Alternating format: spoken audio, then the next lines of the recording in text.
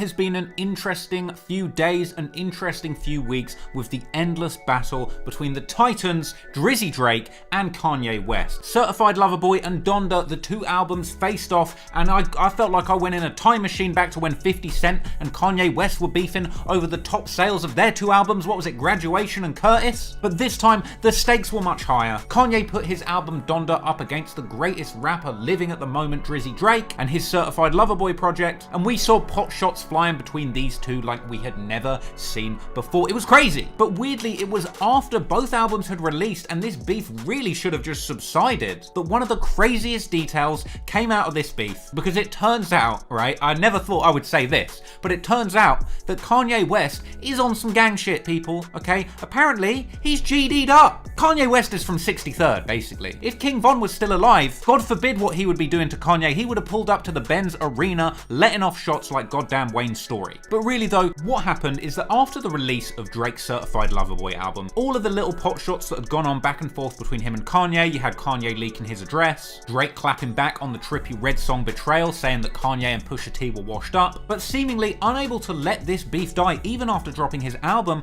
Drake took to his radio show on OVO Radio and Apple Music and ended up leaking an unreleased Kanye song. This song was Life of the Party, featuring Andre 3000, a banger of a song that a lot of people were saying ironically was better than anything on Certified Lover Boy and Donda, but the fact that this song was an absolute slap wasn't the most interesting thing about it, because there was a lyric in this song that caught a hell of a lot of people by surprise, okay? Kanye says in this song, about Drake, he says, I thought we were the new Abu Dhabi, which is a reference to a rumored joint album between these two that ended up getting canned. But then Kanye goes on to say, I told Drake don't play with me on GD. Now, if you don't know, on GD, he's referring to the Gangster Disciples, which if you didn't know is a violent street gang that's been running rampant in the streets of Chicago, quite literally for decades. Now, if you want the whole scoop on the entire birth, rise, and history of the GDs, the Gangster Disciples, and the BDs, the Black Disciples, that branched off from the original GD Nation, then go and check out my video, Gangs of Chicago, the BDs versus the GDs, so that you can get the scoop.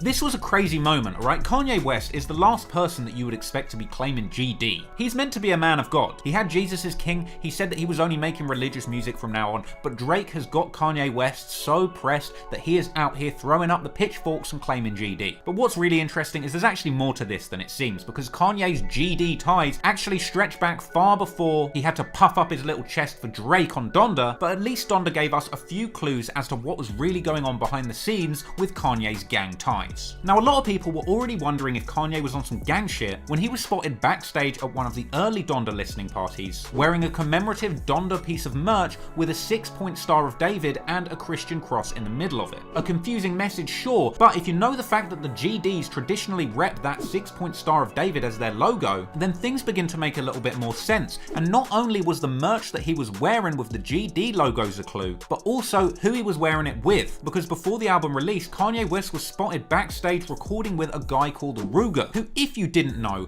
not too long before Kanye's Donda was the hottest thing in hip-hop, Ruger was picking up a lot of steam with a little track called the GD Anthem. This track is as GD as it gets. I mean, quite literally. I mean, if you look at the lyrics, that's basically what Ruger's saying. In my opinion, and I don't want to pick sides between the gangs, but this song is an absolute banger, okay? They done led the GDs in the dough. It's super catchy, alright? And it's got lyrics like, Trump shoulda freed Larry, fuck is wrong with dude? Oh, you say you GDK? Fuck is wrong with you? Ruger says he's so GD you can literally see it in his eyes. And not only did Kanye have Ruger backstage and apparently had him working on music for the album, but at the third listening party in Chicago, Kanye West brought out Ruger to perform the goddamn GD anthem in front of a stadium full of people. Look, look at him, he literally has let the GDs through the door. That's the door right there. See that door? That's the door he let the GDs through. All the GDs in this building. Apparently, to make things even worse, after he had Ruger out to perform the GD anthem, he let the GDs in the door, and then immediately afterwards, apparently he let the BDs in the door. Because Lil Durk was featured on the album with his song being played at that listening party after Ruger's GD anthem. And hell, let's not even forget that Fabio Foreign from New York is a New York Crip who have been known historically to beef with GDs from New York, a whole different set of GDs that were let through the door at Kanye's party. So Kanye is literally out here putting ops in front of other ops. I thought you were a man of God, Kanye. Kanye. Anywho, there's even more to Kanye's gang ties, because on the track Jesus Lord, which apparently had ghostwriting from Ruger himself, towards the end of the song, we actually hear an extended monologue with the son of Larry Hoover,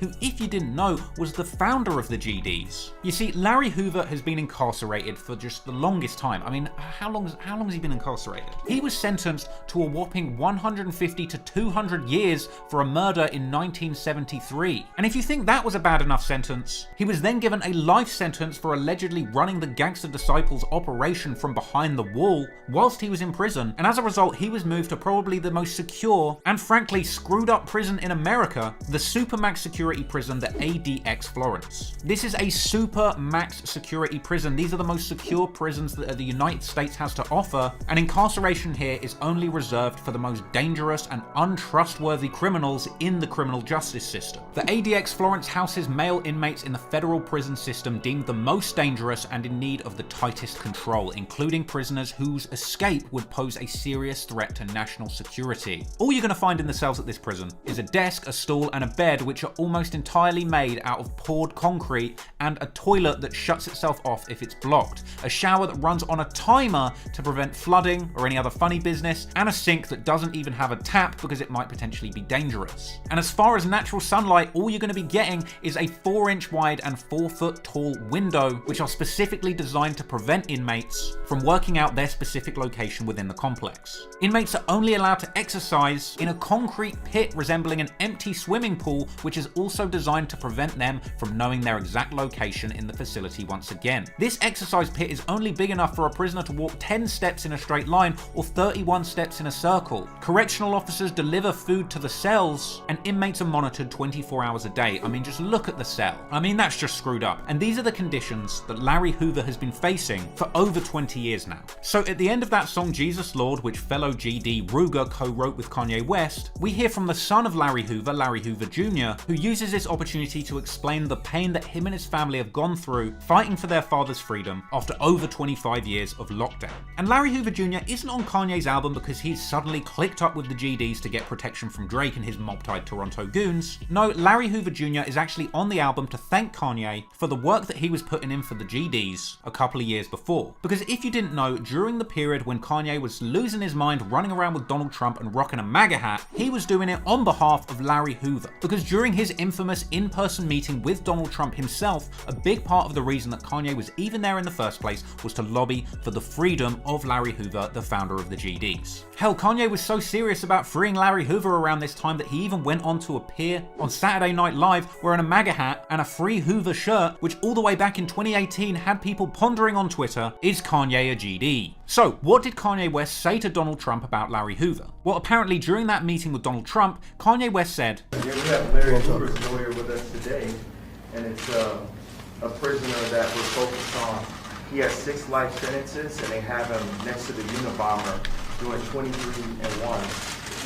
What did he do, Larry? What happened? So look, we can see Kanye West is literally here in front of Donald Trump, and he's saying, look, I brought Larry Hoover's lawyer with me today. Larry's got 6 life sentences, and he's doing 23 hours in a cell, only 1 hour for exercise, and we're trying to get him free. Now, it seems like Trump doesn't even know who Larry Hoover is. What did he do? Why is he in? Yes, tell us this story. Allegedly, it's for conspiracy from prison, from state prison.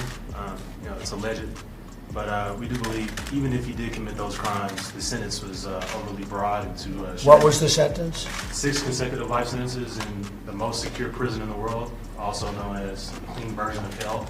So, Larry Hoover's lawyer is explaining to Donald Trump that Larry Hoover got 6 life sentences for running the GDs, allegedly, from behind the wall. I think he was convicted, so it's kind of tough to say allegedly on that one. And he calls the Supermax prison that Larry is being held in as the clean version of hell. What prison is that? Name of the prison? ADX Supermax in Florence, Colorado. They house Unabomber, Al-Qaeda operatives, mass killers, Oklahoma City bomber, things. They're saying that Larry Hoover, for running the GDs, is being incarcerated with terrorists, the Unabomber, and mass murderers. Is that really deserved for what he did? How old? 68. He's 68 years old? Yeah, 68 years old. And really the reason why they imprisoned him is because he started doing positive for the community. He started showing that he actually had power, that he wasn't just one of a monolithic voice, but he could wrap people around. So there's theories that There's infinite amounts of universe and there's alternate universe. See, it's unfortunate here because Kanye kind of lost the thread of what was going on. He basically said that the reason why Larry Hoover was incarcerated was because the authorities realized that he was actually trying to do positive things and empower his community and his followers to do better. This was quite a good point, and it's a shame that he kind of went off on a tangent about multiple universes here, but there's a lot of truth to what Kanye's saying. So it's very important for me to get Hoover out because in an alternate universe, I am him.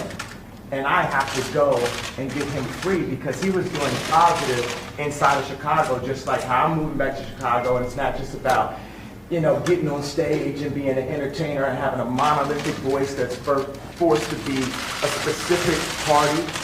People expect that if you're black, you have to be Democrat. So he kind of goes off on a tangent, but Kanye is kind of rightfully saying Larry Hoover could have been him. I mean, I don't know how much he was gangbanging GD back in the day, back in these streets of Chicago, but what he's really saying is that, young black man who is empowering people that are following him to do better in their lives. Larry Hoover and Kanye West, they're in some ways, they're cut from the same cloth. But thankfully, there is actually some other information out there that kind of elaborates on what Kanye was really trying to say about Larry Hoover trying to empower people outside of the gangbanging to improve themselves. Because it's been said that in the late stages of his career and life as, the senior figure in the GDs, that Larry Hoover had actually tried to rebrand and refocus the organization, allegedly changing the meaning of GD from gangster disciples to growth and development. With it being suggested that he was trying to reform the organization as a non-profit and encouraging his disciples to get educated. Now, some in the authorities may say that this was all an act for him to try and get free back on the streets running in the dope game. But hell, if Larry Hoover Jr.'s words on Kanye's album are anything to go by, Larry Hoover has not called any shots from one of the most secure and segregated prisons in the world, and he will not call any shots once released, with Larry Hoover Jr. going on to say that if his father's intentions were to lead his family and his followers to death, destruction, and into hell, then his father would be dead to him because he didn't sign up for that. And I would kind of like to believe that too. Hell, who could imagine a world where Larry Hoover was released from prison and actually put his money where his mouth is, becoming an advocate for change in his community, refocusing the GDs as a genuine organization that's focused on growth and development rather than gang banging, and told the next generation of disciples not to be gangsters, but to be good, hardworking assets to their community, bringing about real change. Hell, if anything, I would love to see Biden free Larry, man. Fuck is wrong with dude? But really, that's the story of Kanye West's gangster disciple connections. That's why he's running around claiming GD, and that's why Ye done let the GDs in the door. Hopefully, Kanye isn't just paying lip service to the GDs because he's scared of Drake, but who knows, if Kanye, Larry Hoover Jr., and the rest of the community keep pushing for Larry Hoover's release, one day we might see him free, just like Lil Durk's father ended up being free after being given a life sentence too. So who knows, maybe one day we'll see that.